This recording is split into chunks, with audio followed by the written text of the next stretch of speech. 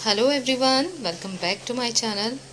आज आप लोगों के साथ 3 बहुत ही प्यारी सी रिकवरी स्टोरीज शेयर करूंगी, कमर दर्द और स्लिप डिस्क से रिलेटेड।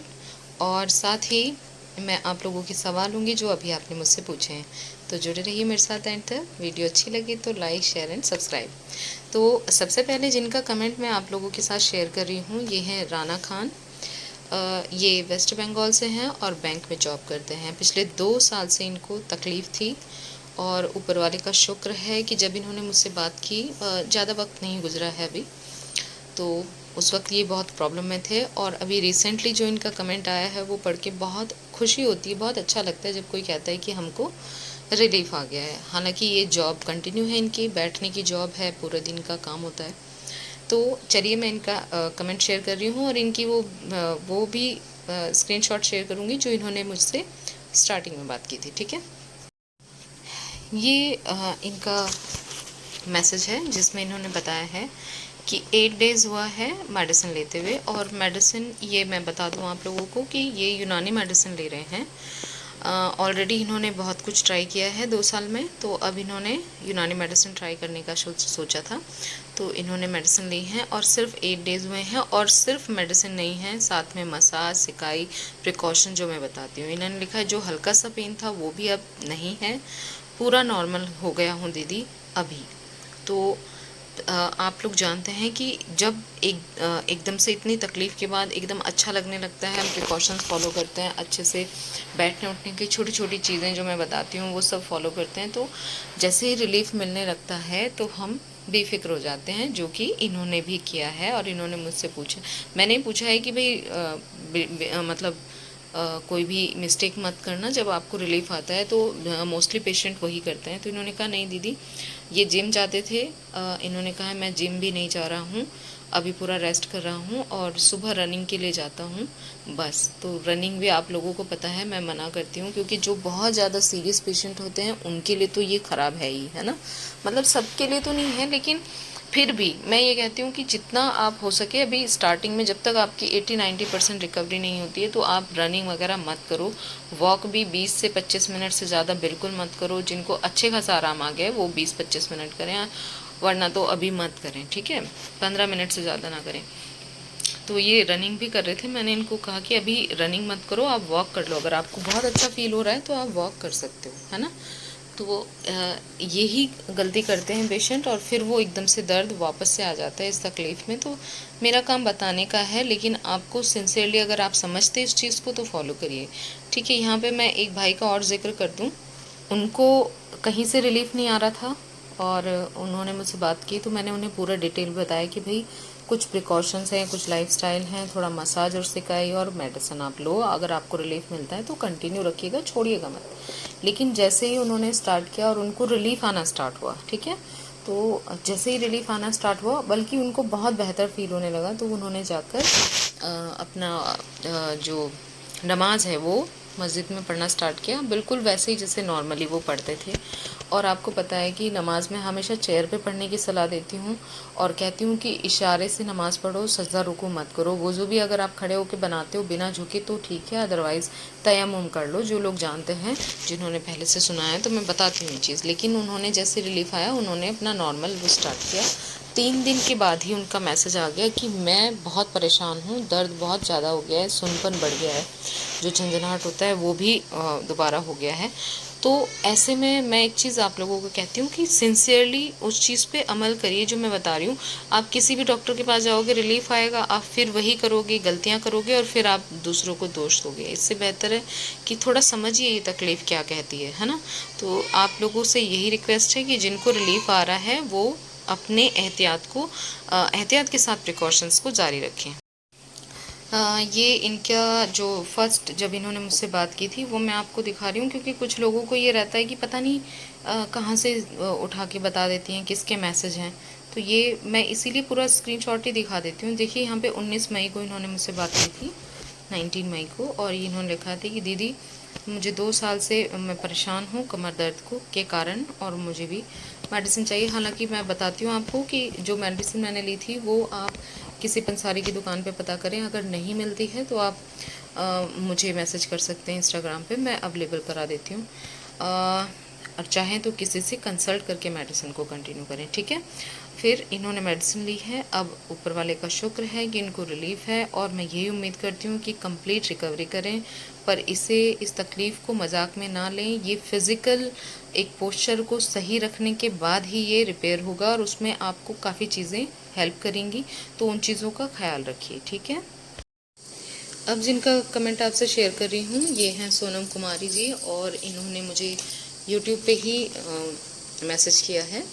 मेरी पिछली वीडियो में आपको पिन मिल जाएगा।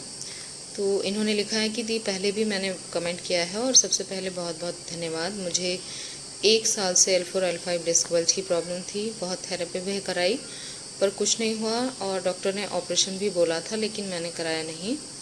अभी मैं 2 मंथ से यूनानी दवाई और परहेज कर रही हूँ और मैं अब पूरी तरह से अच्छा फील करती हूँ और अपने घर के जो काम हैं वो भी कर लेती हूँ दी।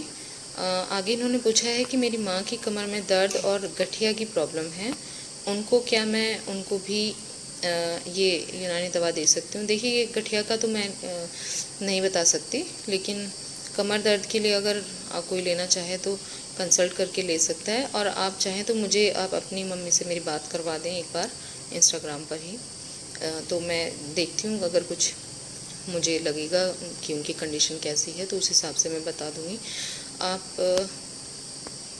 इन्होंने भी लिखा है कि उन्होंने बहुत इलाज कराया है मम्मी का पर कहीं से भी फ़ायदा नहीं मिलता। देखिए अगर कमर दर्द है तो उनको पहले तो प्रिकॉशंस बोलिए करने के लिए, क्योंकि प्रिकॉशंस का बहुत बड़ा रोल है, खाने का भी और फिज़िकल भी, है ना। और अगर गठिया की प्रॉब्लम है तो गठिया के लिए अच्छे से अच्छे हकीम या वैद्य के पास अब अगर एलोपैथिक ट्राई कर चुके हैं ना तो फिर प्रॉपर ट्रीटमेंट लीजिए, मेरा तो यही सलाह है, ठीक है। खुद से कोई भी ट्रीटमेंट लेने से बेहतर है पहले एक बार कंफर्म कर लीजिए कि प्रॉब्लम क्या है और उसका इलाज क्या है, ठीक है जी। अगला जो मैसेज है ये बबलू नाम से इंस्टाग्राम आईडी है और इन्होंने लिखा है मुझे, दीदी अब तो बहुत ठीक है और 80% अब आराम हो गया है और ये इनको ज़्यादा वक्त नहीं हुआ है, 2 महीने के आसपास हुआ है। और मैं एक चीज़ आप लोगों को क्लियर कर दूं, कोई सोचे कि इन्होंने ये एकदम से ये वाली मेडिसिन ले रहे हैं, यूनानी मेडिसिन ही इन्होंने भी स्टार्ट की है लेकिन प्रिकॉशंस के साथ, मसाज सिकाई जो भी चीज़ें मैंने बताई हैं प्रॉपर तरीके से वही चीज़ें ये कर रहे हैं। तो इनको अब 2 मंथ में अब इनको 80% रिलीफ हो गया है। इन्होंने लिखा है सुनपन भी थोड़ा बहुत रह गया है, बस इनको पैरों में भी सुनपन था, कमर दर्द तो था ही, तो वो इनका भी थोड़ा बाकी है। और ये बहुत अच्छी है, ये मतलब एक जब कोई लिखता है ना 80% बहुत रिलीफ होता है, बहुत बहुत ज़्यादा रिलीफ होता है 80%। और 2 महीने में लोग मुझसे पूछते हैं कि दीदी आपको कितना टाइम लगा था, तो मेरे टाइम से या किसी दूसरे पेशेंट के टाइम से किसी और का लेना देना नहीं है। कुछ लोग बहुत लकी होते हैं कि उनके शरीर में या तो कुछ प्रॉब्लम ऐसी थी कि जो एकदम से क्योर हो जाती है, ठीक है। कुछ लोग ऐसे हैं सिर्फ मसाज और सिकाई से उनको 50% से ज़्यादा रिकवरी हो जाती है, आप लोग दूसरों के कमेंट देखते होंगे। तो सब कुछ ट्राई करना चाहिए, सब कुछ। और मैं मेडिसिन भी ये कहूँगी कि आपको हर तरह की मेडिसिन ट्राई करनी चाहिए। जो होपलेस हो जाते हैं ना कि एक ही तरह की चीज़ कर करके एक से दो, दूसरे से तीसरे हम डॉक्टर बदलते हैं, हॉस्पिटल बदलते हैं, तो मतलब ये एक तरह की चीज़ पे मत चलो, थोड़ा सा चेंज भी करके देखो। कभी कभी आयुर्वेदिक ट्रीटमेंट बहुत जल्दी असर कर जाता है, किसी को होम्योपैथिक से बहुत ही जल्दी रिलीफ आ जाता है, तो किसी को यूनानी से रिलीफ आ जाता है, तो करके देखना चाहिए, ठीक है। लेकिन प्रिकॉशंस और मसाज और सिकाई वो ज़रूर करें, मैं तो यही सलाह दूंगी जो मैंने की थी, है ना। तो अभी जिनका सुनपन भी रह गया है मैं बता दूं, प्रिकॉशंस का ध्यान रखिए। आपकी जो पिक है उसमें आप चारपाई पे बैठे हैं वो या फिर बेड पे बैठे हो, ऐसे बिना सहारे के ना बैठें, जब भी बैठे चेयर पे बैठें टेक लगा के, ठीक है। और ध्यान रखिए कि ज़्यादा देर नहीं बैठना है। अगर आपको रिलीफ भी आ गया है तो भी मतलब 25 मिनट से ज़्यादा तो मत ही बैठने की कोशिश करो, क्योंकि कुछ लोग ऐसे होते हैं 2-2 घंटे बैठ जाते हैं जब उनको रिलीफ आना स्टार्ट होता है, और ये स्टार्टिंग में ही कर देते हैं, है ना। तो ऐसे मत करिए। मेरी सलाह तो यही है कि मैं जितना हो सके बचाना चाहती हूँ कि आप उस दिक्कत में ना फिर से वापस जाएँ।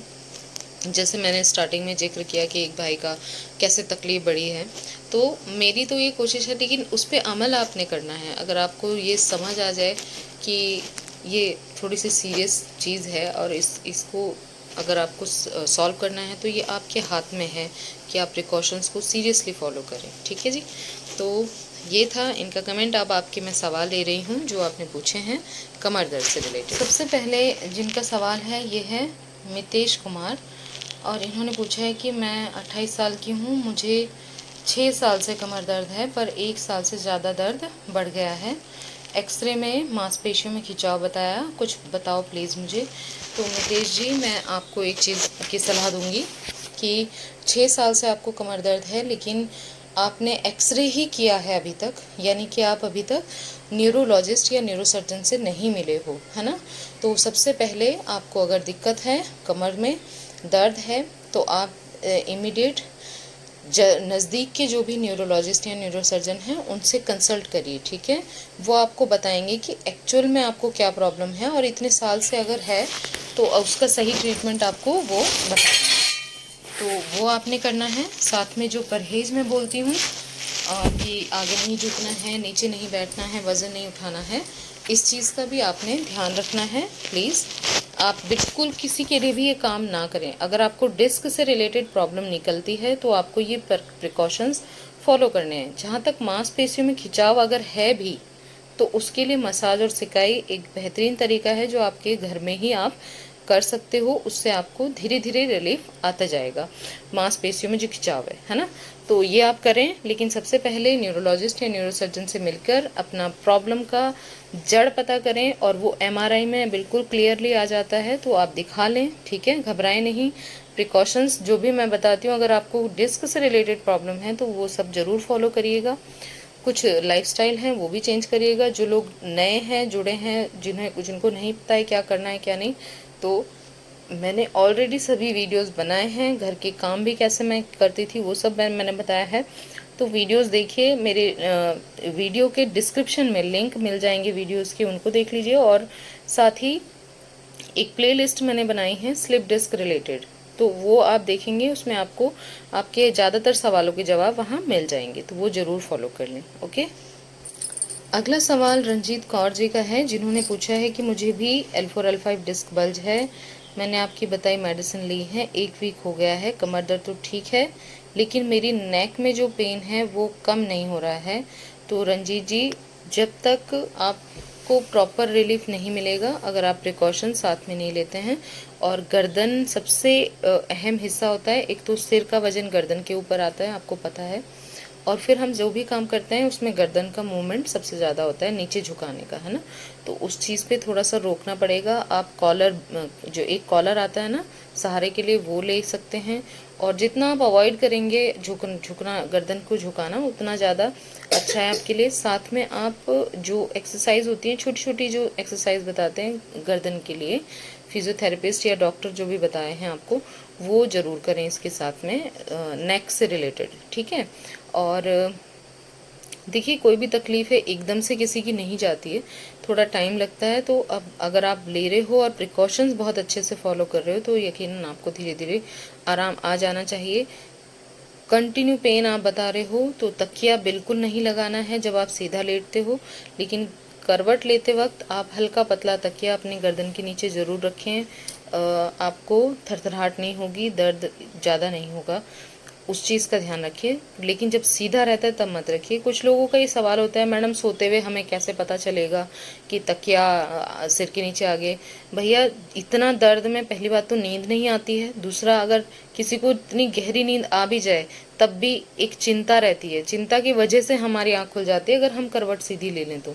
ठीक है, तो ये तो इतनी सिंसेरिटी तो रखनी पड़ेगी, अपनी मदद खुद ही करनी पड़ेगी। मतलब इसका कोई और तरीका तो मैं नहीं बता सकती कि अगर गलती से आप गहरी नींद में चले गए और आपने रख लिया, ध्यान तो आप ही को रखना पड़ेगा। ठीक है जी रंजीत जी, अपना प्रिकॉशंस बिल्कुल उसी तरीके से फॉलो कीजिए। हाँ, मसाज और सिकाई कंधों के बीच में अगर आपको सूजन फील हो रही है वहाँ पे आप कर सकते हो। बाकी जो प्रिकॉशंस लंबर के लिए हैं वही कमर के लिए हैं, मतलब जो वही सर्वाइकल के लिए भी हैं। बस तकिया इसमें, और एक चीज़ आपको ध्यान रखना है, तकिया नहीं लगाना है बिल्कुल, और बिस्तर आपका कॉटन का गद्दा होना चाहिए, इस चीज़ का ज़रूर ध्यान रखिएगा। अगला सवाल कृष्णा जी का है। इन्होंने लिखा है, क्या बेड पर पैर सीधे करके बैठ सकते हैं? तो मैं आपको बता दूं, मैं बेड पे पालथी मार के बैठने के लिए भी मना करती हूँ, क्योंकि मैं इसलिए मना करती हूँ क्योंकि प्रॉब्लम बढ़ी थी मेरे लिए, है ना। पालथी तो मारनी नहीं चाहिए, डॉक्टर भी मना करते हैं, आप में से बहुत से लोगों को पता होगा। पालथी नहीं मारनी चाहिए वरना टेल बोन से दर्द आ जाता है। दूसरा, आपने पूछा है कि पैर सीधे करके बैठ सकते हैं, तो अगर आपको अच्छा लग रहा है, आपको कंफर्टेबल है, आपको प्रॉब्लम नहीं हो रही है, तो आप कुछ देर के लिए बैठ सकते हैं, लेकिन टेक लगी भी होनी चाहिए। मतलब कि ये नहीं हो कि आप बिना टेक लगाए ही आप खुले में बैठ जाओ, ठीक है, वो मत करना। पर ये आपको ध्यान रखना है, क्योंकि प्रॉब्लम तो कभी कभी ऐसा होता है कि पालथी मारने पे भी महसूस नहीं होती है, लेकिन बाद में प्रॉब्लम बढ़ती है। तो इस चीज़ का मतलब ध्यान आपको रखना है कि पैर सीधे करके आप बैठ सकते हो। अच्छा, जब 50-60% रिलीफ आ जाता है तो लोग बैठ जाते हैं बेड पे पैर सीधे करके, है ना। तो लेकिन पोस्चर का ध्यान रखिए कि बिल्कुल एकदम 90 डिग्री वाला एंगल बनना चाहिए। अगर कोई टेढ़ा मेढ़ा होके तकियों के सहारे ऐसे बैठने या लेटने की कोशिश कर रहा है कि आधा बैठा आधा लेटा जैसे कंडीशन है, तो उसका भी ध्यान रखिए, वो आपके लिए अच्छा नहीं है। या तो प्रॉपर 90 डिग्री होना चाहिए या तो फिर सीधा फ्लैट लेटे हुए होना चाहिए, ठीक है। तो इसीलिए मैं बोलती हूँ कि बेहतर है कि आप कुर्सी पे बैठें और पैरों को नीचे लटकाने के बजाय सीधा करके टेबल या दूसरी चेयर पे टिका के बैठें, लंबा करके, ठीक है जी। अगला सवाल सरोज जी का है, जिन्होंने नेपाल से मैसेज किया है और उन्होंने कहा है मेरा भी सेम प्रॉब्लम है, L4 L5 और S1, please what can I do, आप बताएं।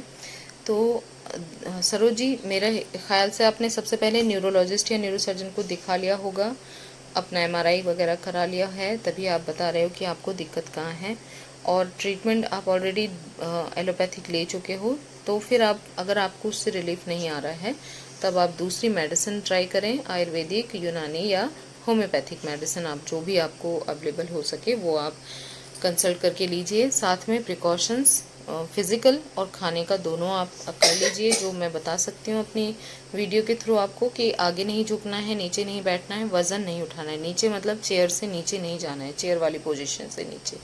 उसके अलावा पालथी नहीं मारनी है, सीढ़ियाँ नहीं चढ़नी है, और टू व्हीलर का इस्तेमाल बिल्कुल नहीं करना है। टू व्हीलर पे ना तो बैठ के जाना है ना चला के जाना है, ठीक है। और इसके अलावा बिस्तर रुई का गद्दा होना चाहिए जिस पर आप लेट कर आराम करते हो। सीधे लेटते हो तकिया मत लगाइए, करवट के बल लेटते हो पतला तकिया लगा सकते हैं। उठते वक्त दोनों हाथों को लेफ्ट साइड करवट लेकर हाथों को बेड पे टिका के उन पे वज़न डाल के उठना है, ये बहुत अहम चीज़ है। फिर उसके बाद जब आप चलते फिरते हो तो सॉफ्ट चप्पलें पहने, डबल सपोर्ट वाली बेल्ट लगाइए खड़े होते ही, अगर आप खड़े नहीं हो पा रहे हो बिना सहारे के, ठीक है। फिर नहाते वक्त ध्यान रखिए 1 फीट का स्टूल यूज़ करिए। बालों को सीधे बैठे बैठे पीछे की तरफ वॉश करिए, गर्दन आगे झुकानी ही नहीं है। ब्रश करते वक्त एक हाथ से दीवार का सहारा ले लीजिए और कम से कम झुककर मुँह हाथ धोइए। तो ये कुछ चीज़ें हैं जो बहुत ही ज़रूरी हैं, अगर आप ये कर लोगे तो बहुत सी, यकीन करिए बहुत सारे जो बहुत सीरियस पेशेंट थे उन्होंने कहा हमें ये पता नहीं था और हम जब से ये कर रहे हैं तो आधी तो तकलीफ इसी में चली गई है। तो इन चीज़ों का थोड़ा सा आप करके देखिए, आपको रिलीफ मिलता है तो उसे कंटिन्यू रखिए, ठीक है। अगर फिर भी कुछ रह जाए तो इंस्टाग्राम पर मैसेज करिए, वहाँ पर मैं बात करती हूँ, आप मुझे उधर बात कर सकते हैं, ठीक है। खाने में भी कुछ परहेज हैं, जैसे कि चावल, आलू, खट्टी चीज़ें, ठंडी चीज़ें, फ्रिज की चीज़ें, फ्रिज का पानी, ये सब बंद करना है। राजमा, छोले, उड़द की दाल जो होती है काली वाली दाल, वो बंद करनी है। फ्राइड चीज़ें मत लीजिए, बाहर का जो खान पान होता है वो मत लीजिए, घर में बना हुआ खाना खाइए। तो ये कुछ खाने की चीज़ें हैं जो आपको इनको अवॉइड करना है। जिनसे भी गैस बनती है पर्टिकुलरली या एसिड बनता है, वो चीज़ें आपको अवॉइड करनी है। तो ये भी करके देखिए, ओके। ये कोई सवाल है पीका जी का, जिन्होंने लिखा है कि स्टिफनेस लंबर के लिए बताइए स्लिप डिस्क में। अगर किसी को स्लिप डिस्क है और लंबर पर यानी कि कमर के निचले हिस्से में स्टिफनेस है, अकड़न है, जकड़न है, तो उसके लिए अगर आप मुझसे पूछोगे तो मैं कहूँगी कि आप मसाज और सिकाई करिए, हल्की हल्की। गर्मी बहुत ज़्यादा है तो थोड़ी सी करिए भले ही सिकाई, लेकिन ज़रूर करिए मसाज के बाद तुरंत, ठीक है। मसाज आपने नॉर्मल ऑयल से करनी है, ना गर्म करने की ज़रूरत नहीं है। मसाज का जो ऑयल है वो बनाने का तरीका मैंने बता रखा है, वीडियो का लिंक डिस्क्रिप्शन में मिल जाएगा। मसाज का तरीका ध्यान रखिए, टेल बोन से सिर की दिशा में हाथ ले जाना है, लेकिन वापस नहीं लाना है। इस तरीके से मसाज आप करिए, अगर आपको रिलीफ मिलता है तो फिर इसे कंटिन्यू रखिएगा, ठीक है। यही एक तरीका है। बाकी की आप मेडिसिन जो भी आप प्रॉपर ट्रीटमेंट ले रहे हो लंबर के लिए, डिस्क के लिए, वो ट्रीटमेंट मेडिसिन भी लीजिए, खाने का परहेज़ भी करिए और फिज़िकल परहेज़ भी करिए। तो ये सब चीज़ें मिलाकर ही ये धीरे धीरे जाएगा। एकदम से किसी एक ही चीज़ को करने से ये ठीक नहीं होता है, क्योंकि डिस्क की वजह, जो डिस्क है डैमेज है, उसकी वजह से ये स्टिफनेस आई है, ठीक है। तो आई होप मैं समझाने में कामयाब रही हूँ कि आपको और ओवरऑल सब कुछ करना है। स्टिफनेस भी उसी से जाएगी, जब आपकी डिस्क डैमेज जो है वो रिपेयर होगी तो वो भी धीरे धीरे धीरे धीरे चली जाएगी। और बेल्ट का इस्तेमाल ज़रूर करें, डबल सपोर्ट वाली बेल्ट, जब आप खड़े होकर काम करते हो, बैठते हुए वो निकाल देनी है। अगला सवाल ये परवीन जहाँ का है, बिहार से हैं। इन्होंने कहा है कि मैम मैं बहुत परेशान हूँ कमर दर्द से और पूरे पैर में होता है दर्द, कुछ उपाय बताइए। मैम मैं परवीन जहाँ बोल रही हूँ, क्योंकि मालिश करने वाला तेल बताएं प्लीज़, ठीक है। मालिश का तेल जो बनाना है, जो मालिश करनी है, मैंने आपको तरीका अभी बताया ही है, और मालिश का ऑयल बनाने का तरीका भी बता रखा है। वीडियो का लिंक नीचे, वीडियो के नीचे ही डिस्क्रिप्शन होता है, उसमें जाके देख लीजिए, या फिर मेरी प्लेलिस्ट है स्लिप डिस्क रिलेटेड, वहाँ पे आपको मिल जाएगा। देख के बना के आपने उसकी मसाज करनी है, ठीक है। और रही बात ये कि आपको कमर दर्द है, तो क्या आपने न्यूरोलॉजिस्ट या न्यूरोसर्जन को दिखाया है? अगर नहीं तो दिखा लें, क्योंकि आपको बहुत मतलब ज़रूरी है ये पता होना कि ये दर्द किस वजह से आ रहा है, ठीक है। तो प्रॉपर जांच करवाइए, ट्रीटमेंट लीजिए। प्रिकॉशन जो मैंने आपसे पहले वाले पेशेंट्स के वो बताए हैं, टोटली वही सब कुछ आपने भी करके देखना है, उसे छोड़ना नहीं है, चाहे ट्रीटमेंट आप कोई भी ले रहे हो। तो परवीन जी, मेरे हिसाब से आप समझ गई होंगी। अदरवाइज़ कुछ रह जाए तो इंस्टाग्राम पर मैसेज करिए। खाने का परहेज़, फिज़िकल परहेज़, मसाज और सिकाई तो आपको करनी है। दवाई जो भी आप ले रहे हो आप ले सकते हो, लेकिन न्यूरोलॉजिस्ट को सबसे पहले आपने दिखाया होना चाहिए, ठीक है। उसके बाद आप दूसरी मेडिसिन जो भी आपको लेनी है, आयुर्वेदिक, होम्योपैथिक, यूनानी, वो भी आप ट्राई कर सकते हो, ठीक है। तो बस आप करके देखें, फिर मुझे बताइएगा। अदरवाइज़ मुझे इंस्टाग्राम पर मैसेज करिए अगर आपको कुछ समझ नहीं आता है। मेरी आईडी भी आपको डिस्क्रिप्शन में मिल जाएगी।